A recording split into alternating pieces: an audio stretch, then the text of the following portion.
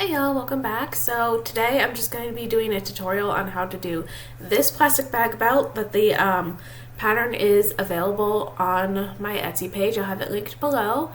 A couple of things on that. The design itself is not free, but you can easily draft your own if you know how to draft. It's just a belt where the front is made of plastic and the back that holds it together is t-shirt material, so a knit. And then the center front for this tutorial, I will be showing you how to do it as a lace-up. But some of the images I have are of a zipper. And with that, you just kind of sew a zipper on. Like, I don't have it on my instructions, but basically the way to do a zipper on this is to just slap the plastic over the zipper's tape, over the zipper tape, and then you just sew it on. It's like a lot easier than doing regular fabric in that regard. Another thing is that I don't have images of me putting the plastic together. I've done this before. I don't want to link it because I don't want y'all to get confused about which sewing pattern to use, because the old one is gone. I had to completely remake this, so I didn't want to confuse y'all, but you can easily look up how to make plastic bag leather or how to make plastic bag fabrics. The last thing is you can't wash this. You might be able to like spot treat it if you get something on the knit part, or if the knit part just you feel like you have to wash it. But the wash instructions are as follows. Don't. Okay, let's get to the video. Okay, so what I'm doing now is I'm just tracing over these patterns with Sharpie. Again, you don't want to pierce them, but I am going to sew an outline inside them and some quilting diamonds on them before I cut them out, just to make sure that they're secure. I have the main graphic on the center front piece, so half of it's here, half of it's here. I think all you're going to be able to see on this side is "Have a nice day," but that's fine. I don't have much of this. I want to kind of use this, but it seems like I'm not going to be able to. So I think for this, I'm just going to have it be plain white. You can make multiple of these textiles. Cut or trace these and then sew around the outline and then cut them out. Just because this way of molding them together isn't perfect. It is still sewing plastic, so I mean, there are still things you have to do to be careful, but the Sharpie line should not show up. Now you can see I've just made some straight stitches right next to the black marks. So now you could go ahead and cut on the black marks. Do not cut on your stitching. That will backfire, but cut on the black mark. And you could cut out your pattern. And then what you're going to want to do is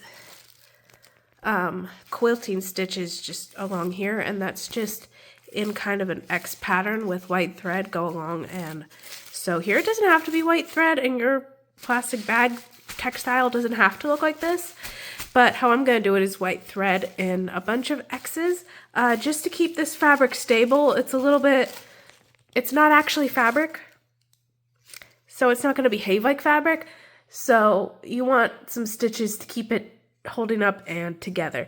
By the way, don't wash this ever. Washing it will take away this. I also don't know what will happen to your plastic bag textile if you throw it in the wash. I don't want to find out. Plastic microfiber, but yeah, don't ever put this in the wash. All right, I will cut this, quilt all this, and then cut out a lining. I'm probably going to make the lining just out of a bed sheet. It won't show up. It'll probably be white with polka dots because that's what I seem to have laying about in my scrap pile. But we'll see, and then I'll show you the next steps. I just wanted to say a couple notes on what we're doing here. So this is plastic. It's just layers and layers of plastic. And you treat it for sewing purposes like leather. So you'll need a special leather needle. Every time you sew something with this, have the leather needle. And then do not, under any circumstances, pin this together. I'm somebody who, unpopular sewing opinion, I like pins. I'm used to pins. I like pins. I don't like how this clunky thing hits the machine as I'm sewing, but you have to do it. You have to use clips for this because anytime you pierce this, just like with leather, that hole stays forever unless you remelt it, but then the whole thing shrinks. So you really don't have that option. So what you want to use is clips. I have these two pieces sewn together, and you'll see the back is popping up. You really can't iron this down. It'll ruin the effect and make it shrink. So what you do is you hold it like that, and I'm just going to do a top stitch here and a top stitch here to hold those seams in place. I also did that with the lining. You don't have to. I just chose lining that decided to be difficult for me. You can do whatever edge finish you want. I used zigzag needles and top stitching. Okay, I'm going to do that, and you may have to trim this down.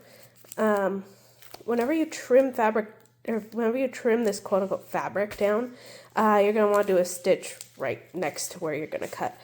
All right, so I'm going to go ahead and sew this on both sides, and then do that to the other piece, and then we'll move on from there. This is where I would put a separating zipper if I had one. So in lieu of that, and you can find all sorts of tutorials for zippers online, because I'm probably just not going to put one in and have it be a center tie instead, or a center lace up, and add that alteration to the pattern. So you see how this is how the final result is going to be. So what we want to do for now is put this over this, and we are going to sew up here, down here, and up here, but we're going to leave this bit right here open because that's where we're going to sew into the stretchy t-shirt fabric. This is how we have it right now. We're going to want to turn it inside out very carefully. I think I'm going to trim it with zigzag scissors first. Yeah, we're going to trim it and then turn it very carefully, and then top stitch here. So because we're not working with fabric, we're working with plastic, it's kind of bunching up. That's okay, because we're just going to top stitch all around here now. And I'm thinking of using white. I used red for this one, but I think white will blend in better with this one and make it a bit more cohesive.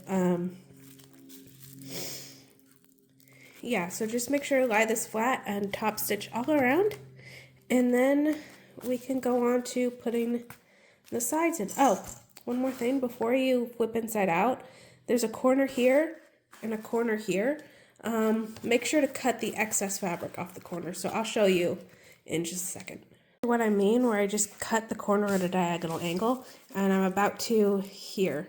Make sure you don't hit the seam, but you want to cut out all this bulk. So what I did is I took this and I put it in the middle of this. I made sure that everything was centered, and then I just put a little blue mark on the edges right here and right down here.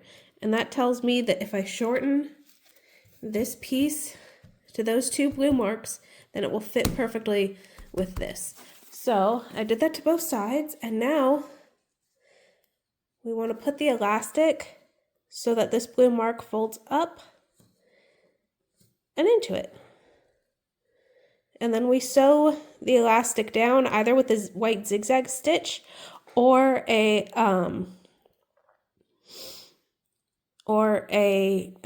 double needle stitch. I'm going to use a zigzag stitch. How long we want the elastic?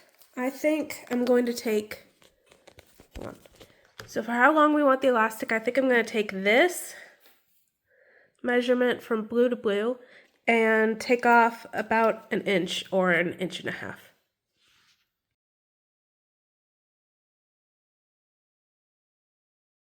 Baste it with a straight stitch and then fold it over and zigzag, because that straight stitch could come right out after you zigzag. It might even come out if you pull at this. Don't pull at this after you sew it. This is just meant to hold the elastic in place while you put on the final zigzag. And I'm actually going to show you guys how to sew this on. You're going to want to make a mark at 5/8, like all the way down the garment, or at whatever measurement you found, all the way through the garment so that you have a line to work with. And then you want to place this edge of the elastic against that blue line. Don't sew on that blue line, place the edge of the elastic against that blue line so that the elastic goes towards the middle. I'm going to show you guys, so just like this, line, elastic, center of garment, line, elastic, center of garment. So I'm going to show you guys how you want to do this basting stitch, because you want to pull around it so that you have an even amount of gathers in the middle.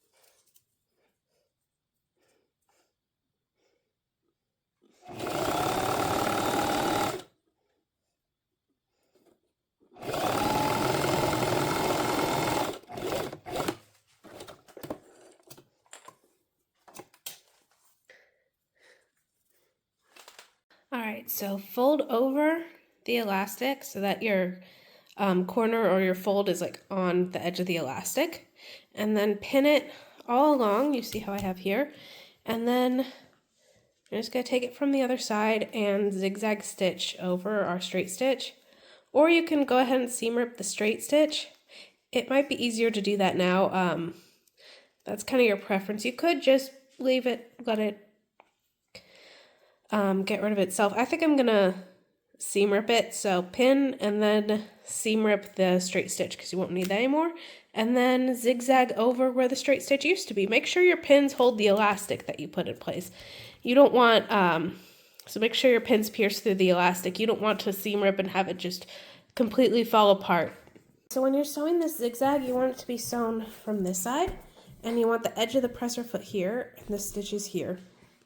And that way it will encase the elastic, and then you can just trim off the excess fabric right here. All right, now what you're going to want to do is clip these pieces right sides together with the stretchy part, so that looks like this.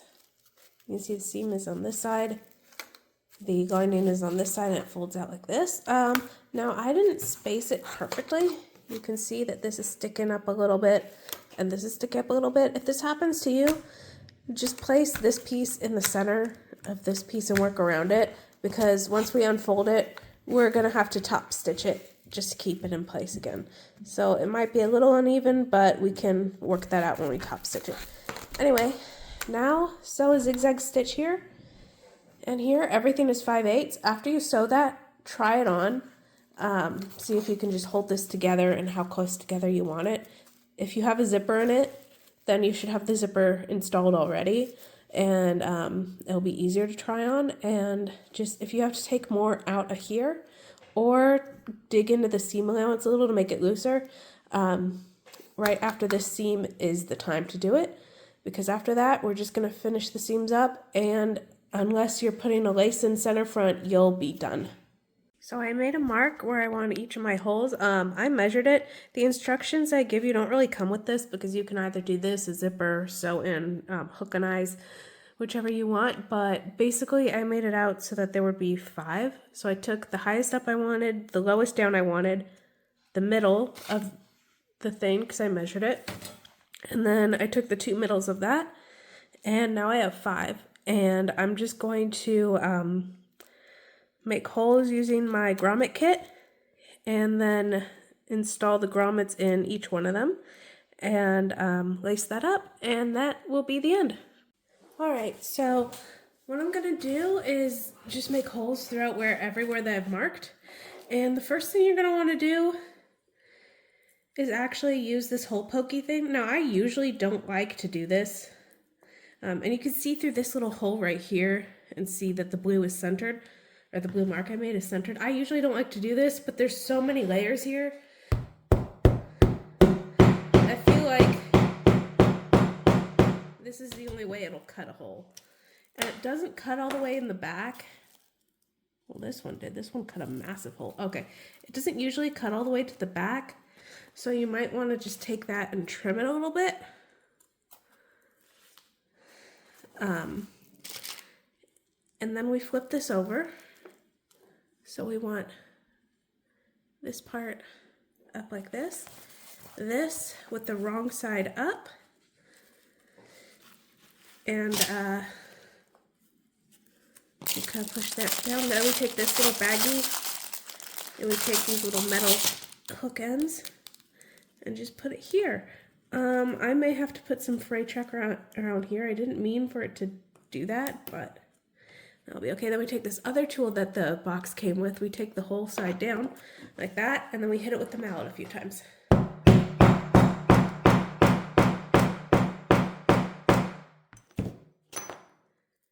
And that's how you make grommets. See from the front how perfect that is? I'm just going to do that for everyone here. Here's it all done. I think I'm going to take it off the mannequin and do something about these raw edges. I'm thinking of just putting aglets in. But here's what it looks like. So the last step was to thread up this thing. Pretty self-explanatory. I like to start from the top and go to the bottom, but if you want to do it the opposite way, that's fine too. This is pretty much a one size fits most. Come to think of it, it's a little bit small on this, but I can adjust it. This is a pretty small mannequin. And there you go. That is the tutorial on how to put together this plastic bag belt. Version 2, that'll be on my shop shortly.